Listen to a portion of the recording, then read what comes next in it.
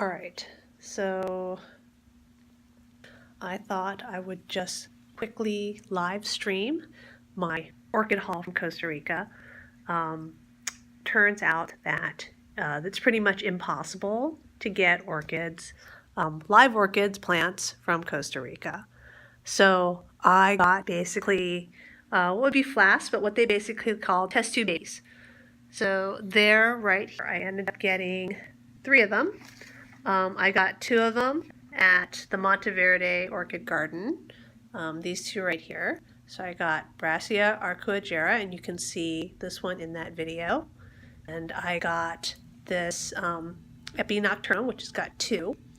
And their prices are in American dollars right here, so they're $15 and $29. And I went to the airport, and they had slightly different packaging by the exact same company. You can see it's Forest Princess. They had this Amciella African, the leopard orchid. And I believe you can see this one in the first video that I did from Costa Rica, which is from Casa Orchids. So I don't know how well I'm going to grow this. It's very tall, and you can already see this plant in here, and this test tube is really tall. But here's the difference between getting stuff at a garden, 15, you see a little test there, and then the airport 35 for this test tube orchid. So that was my orchid haul, and well, I thought I would combine this with a little bit of a growing update of what I have blooming right now. I worked really, really hard this fall to get my Cymbidium tricinum to bloom. You can see it right here. There's 2 sticks on this. The second one has an open jet, and this needs like a really hard cooling to get it to spike. When I don't do it, it doesn't spike. It didn't spike last year. I didn't leave it out long enough. This year, I left it out until November. I left it out through the freeze. That basically destroys my orchids. I mean, you can see, like, I turn a little bit. You can see my Vandas up there that are brown, and I'm pretty much probably going to throw most of those out. They burned in the same temperatures that I had to use to get that Vanda to spike. But I just wanted to share a few of my Cymbidiums that were blooming. They started blooming while I was in Costa Rica. It's right here. ID all of these. Now it means I have to climb. So I have, this one is Oncidium Big Maxon. I think this is the first time it's bloomed for me because I didn't know which one it was. And then this one down here is from last year's Chicago Orchid Show.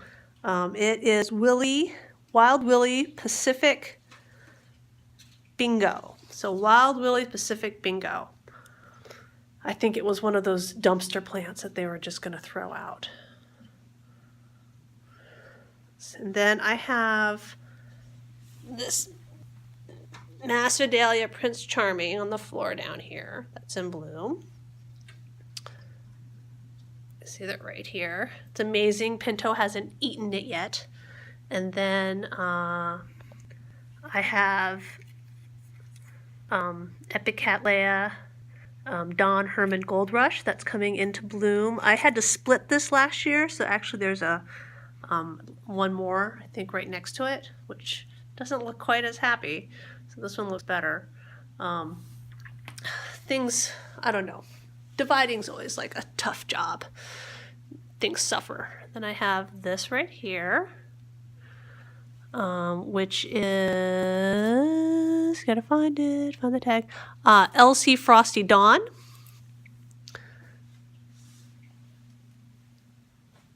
And then I really wanted to show off the colors on this. Are so amazing. This is my Potenara Dick Smith. I love the colors on this. I just adore it. And mixed in with it is this little guy right here, which is a primary hybrid, Brassicattleya lindleyana, which is tuberculata by intermedia. And you can see I have other stuff in bloom, which I can't turn around. There's this honking big yellow guy right here. Oh, there's got 2 buds. That's what. No, I can't turn around. You have to look at the back. It's 0 degrees right now here in Chicago, so you can see all the snow out there. It's freezing, and I'm missing Costa Rica already. Then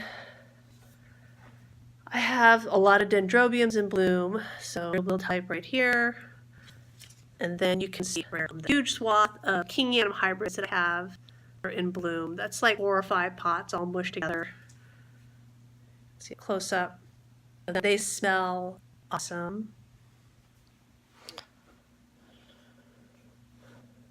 And let me see, I have a Monty Rainbow in bloom up there. You know, the worst thing about going live is you can't do things like zoom in. You basically have to crawl over to it. So you can hear me move my ladder, see if we can get to it.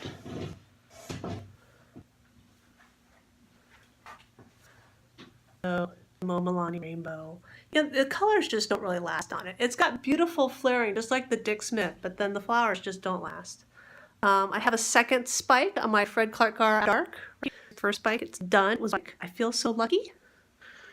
I have, a Solaire bloomed while I was in Costa Rica. I did not get to enjoy it at all. It's fading now. But here you can see the remains of the Solaire here. So that's Solaire.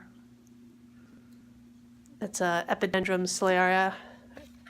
I love, if we can look at one, the fuzzy lips on it. Look at the fuzzy lips. It's just great. I love the fuzzy lips. But you look how many flowers it puts out. It's like a multi-spike. It is a great, great plant. One of my Fred Clark King Yanam hybrid type brilliant dendrobiums, if you want to call it, it's also done. These do not last very long. That's one of the odd is that, like, you know, I came home, this was in full bloom, and you know, it's done. It's done. Look at that. So that's the one thing I don't like about those. All right, I have my Telemias going. They've been blooming on and off since this fall. And these are from Tazula Tropicals. Oh, I love these. And I just got flasks in from his own crossing, and I really want to buy some, except, hey, it's in Chicago. So I'm not quite sure how I'm going to deal with that. I want to buy them, but he says the babies at the glass soon, and, you know, if he ships them, they're going to die. So, I have here some of my Richard Muellers right there. Oh, I have sticky sap all over my phone. Miss Foster there. It actually had more flowers. They all phosphored off. So that's kind of what happens there. This little guy, this is a great little mini right here. I got it from Nats about 2 years ago. This is Endopalbum. I love it. This is the time of year it blooms. It often blooms in this spectacular little array, like it blooms off every new growth right there. It's just wonderful. I lost a lot of plants this fall when I left everything out so that I could participate in the Illinois Orchid Show. And lots of stuff burned, fell off, died. I'm mostly grateful that stuff is still alive.